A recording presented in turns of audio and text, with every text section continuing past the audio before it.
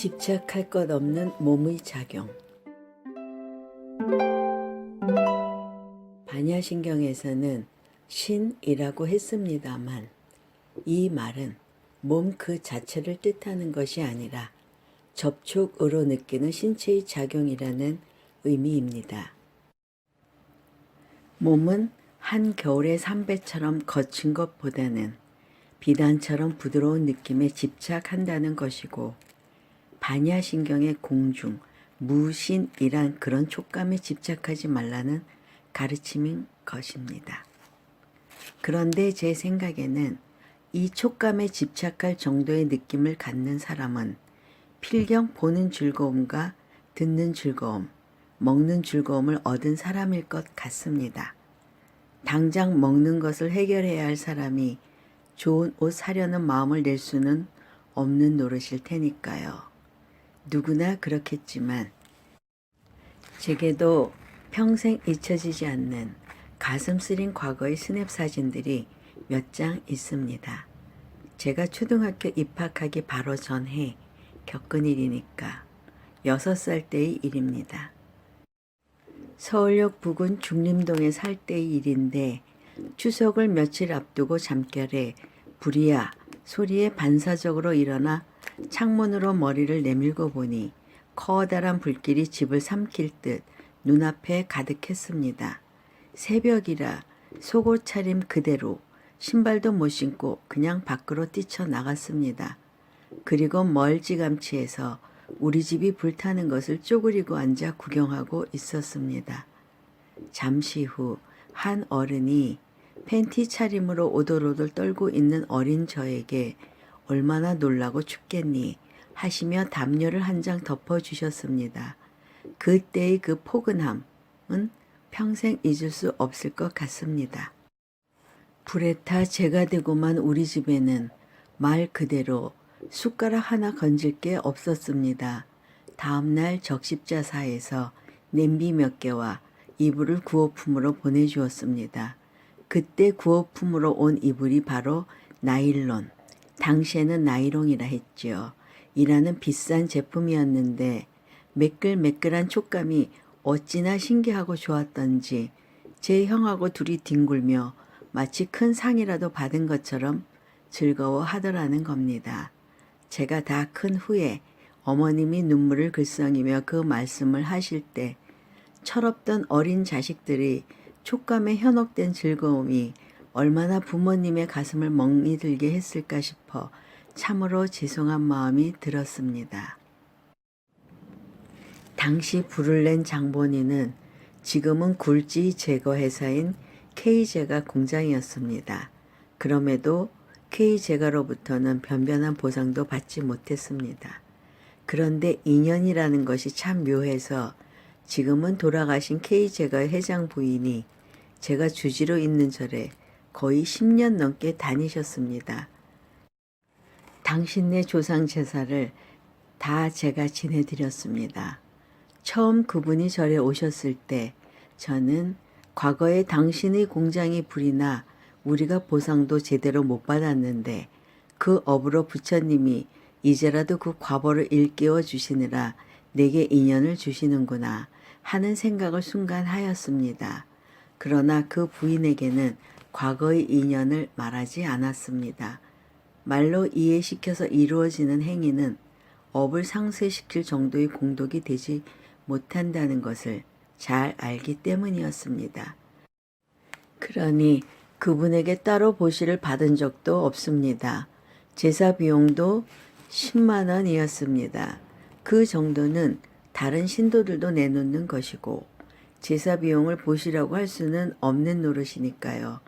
그것이 다였습니다. 주위 스님들이 저보고 바보라 하고 나 역시 그 바보의 의미를 충분히 알지만 그때 제가 중으로서 세운 원이 있습니다. 공덕을 지으려는 마음을 가진 사람은 내게 보시를 못한다. 아니, 내가 안 받는다. 나에게는 이미 공덕을 성취한 사람만이 보시할 수 있다. 고 발언하였습니다.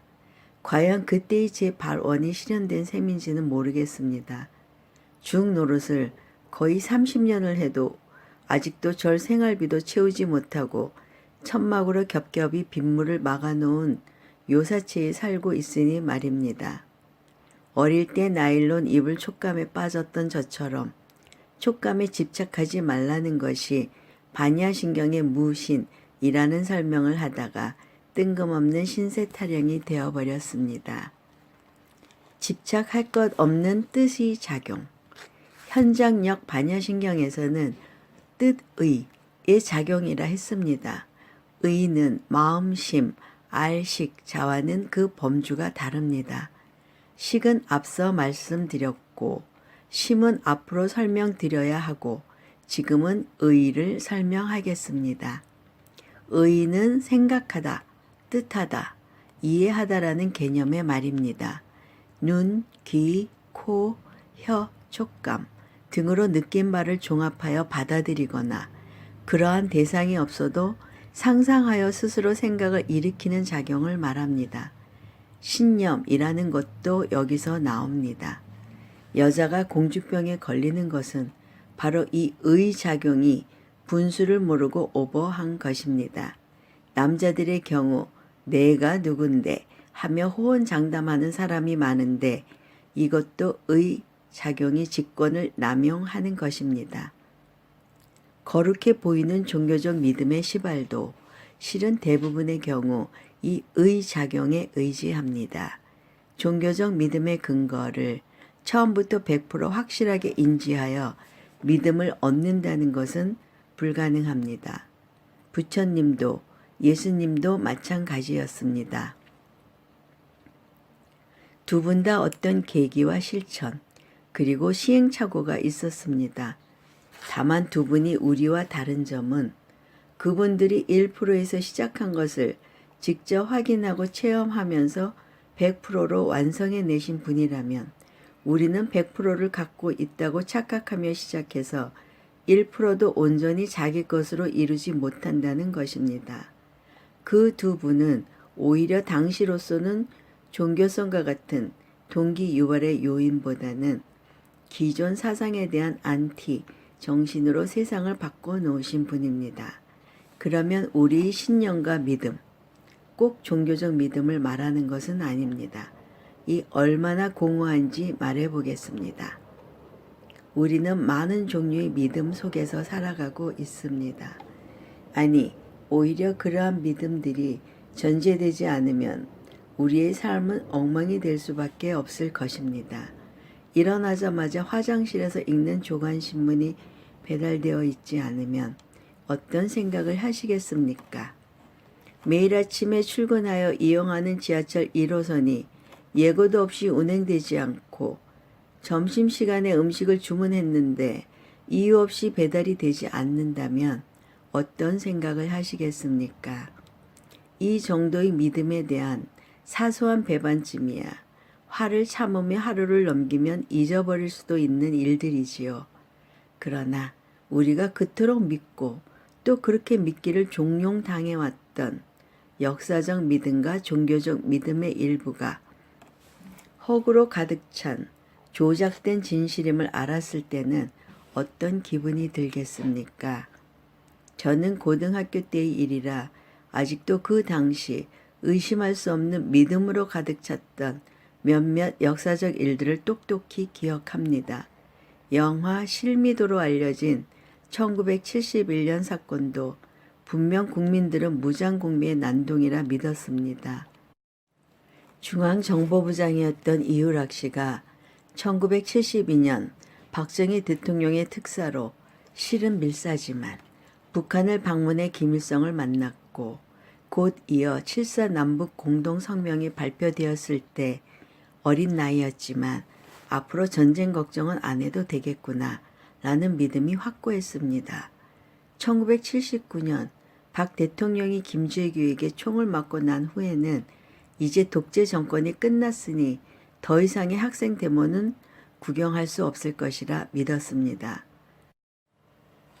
전두환 대통령이 선출될 줄은 누구도 예측할 수 없었고 더욱이 친구 덕에 노태우 대통령이 탄생됐다는 사실도 믿기 어려운 일이었습니다.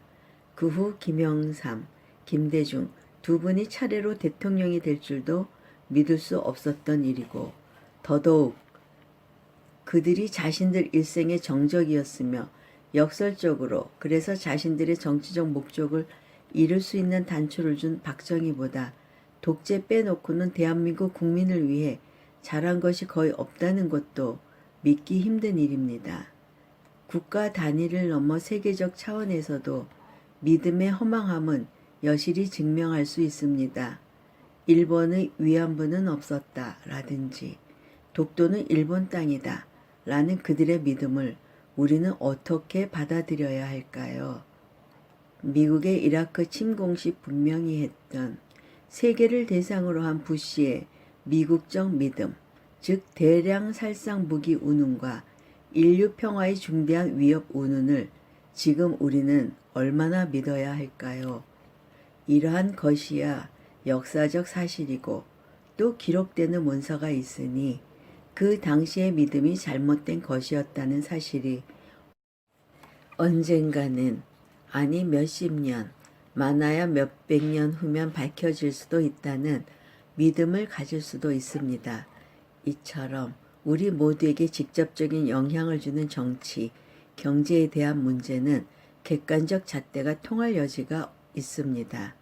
하지만 이렇듯 날만 기다리는 역사적인 믿음이 종교적 믿음에도 적용된다면 이건 보통 심각한 문제가 아닙니다. 그러나 불행하게도 종교도 인간이 하는 행위 중 하나인 까닭에 그 범주를 크게 벗어나지 못하는 것 같습니다. 중세 교회의 불미스럽고 반인륜적인 행위를 그 당시 교회의 수장은 어떤 믿음을 가지고 행했을까요? 교회의 성소성 하나님에 대한 믿음이 평신도의 믿음보다 더 영적이라고 믿어야 하는 근거는 어디에 있을까요? 달라이 라마의 언행에 정치적 무엇인가가 내재되어 있다고 의심하면 불순한 생각일까요? 그의 말이면 무엇이든 불교의 큰 가르침이라는 믿음의 근거는 과연 있기나 한 걸까요? 막달라 마리아를 창녀가 아니라고 공식 인정한 것이 불과 30여 년 전인 1969년인데 그렇다고 교황청에서 거의 2000년 동안 거짓말을 해왔다고 믿는 사람이 대체 몇 명이나 될까요?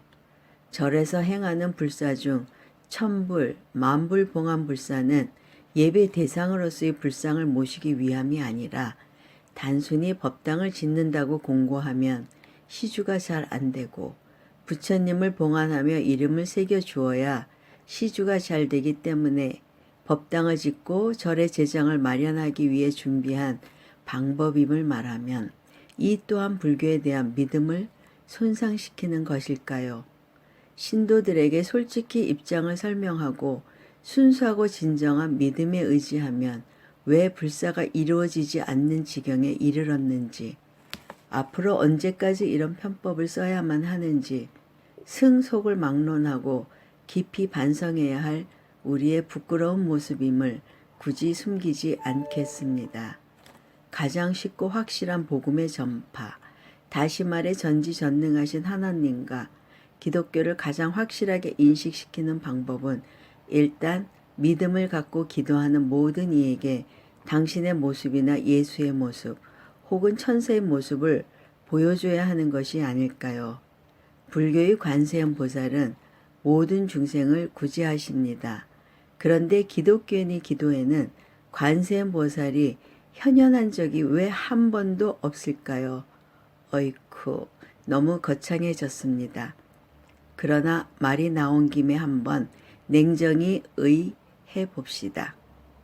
이렇듯 사소한 일상에서 종교적 믿음에 이르기까지 일체의 믿음이 실은 인간 자신의 뜻일 수도 있고 또 인간 자신만의 헛된 망상일 수도 있음을 인정해야 합니다.